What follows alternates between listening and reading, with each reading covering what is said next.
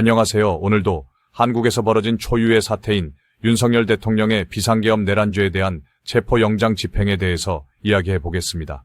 지난 12.3 비상계엄 사태와 관련해 수사를 진행 중인 공수처가 현직 대통령인 윤석열 대통령에 대한 체포영장 집행을 시도했습니다. 이 과정은 국내외 언론이 생중계하는 가운데 진행되었고 5시간 반 동안 팽팽한 대치 끝에 결국 공수처가 철수하는 것으로 마무리되었습니다. 이번 체포 시도는 이른 아침부터 서울 용산구 한남동 대통령 관저 앞에서 긴장감 속에 이루어졌으며 이 장면을 지켜본 국민들은 불안과 착잡함을 느낄 수밖에 없었습니다.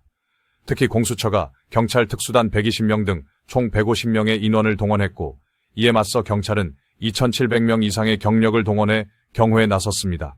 체포조가 관저 앞 200m 지점까지 진입했으나 경호처와 관저 경호부대의 저항에 막혀 영장 집행이 무산되었습니다. 만약 이 과정에서 물리적 충돌이라도 발생했다면 큰 혼란이 빚어질 수 있었던 아찔한 상황이었습니다.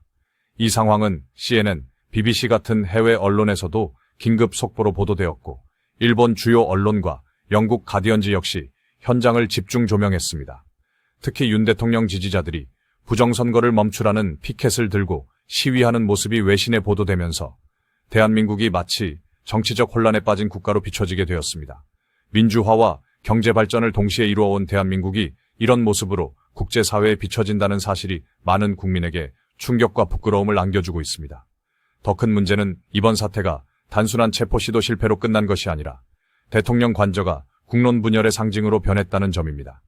체포 시도 이후 관저 앞에는 찬반 시위가 더욱 거세지고 분위기는 날로 험악해지고 있습니다. 국민들은 혹시라도 불상사가 발생할까 우려하는 마음으로 상황을 지켜보고 있지만 윤 대통령은 여전히 관저에 머물며 법적 절차에 응하지 않고 있습니다. 그는 변호인을 통해 공수처의 체포 시도를 불법이라 주장하며 강하게 반발하고 있으며 이를 지지하는 여당 역시 수사기관과 법원을 비난하는 입장을 취하고 있습니다. 그러나 법원이 발부한 체포영장을 집행하는 것은 법적 절차입니다. 대통령은 누구보다 법을 준수해야 할 책임이 있음에도 불구하고 오히려 경호 인력을 앞세워 영장 집행을 물리적으로 저지하는 모습을 보이고 있습니다. 더욱이 지지자들에게 끝까지 싸우자며 선동하는 모습은 국민에게 불안감을 더하고 있습니다. 공수처는 경호처의 저항으로 영장 집행이 어려워진 상황에 대해 대통령 권한대행에게 경호처가 협조하도록 지시할 것을 요청할 예정이라고 밝혔습니다. 하지만 시간이 지날수록 사태는 악화되고 있고 외신은 이번 사태가 한미동맹과 한국 경제에 미칠 부정적 영향을 우려하고 있습니다. 만약 정치 불안이 장기화된다면 국가 신용 등급이 하락할 가능성도 제기되고 있습니다.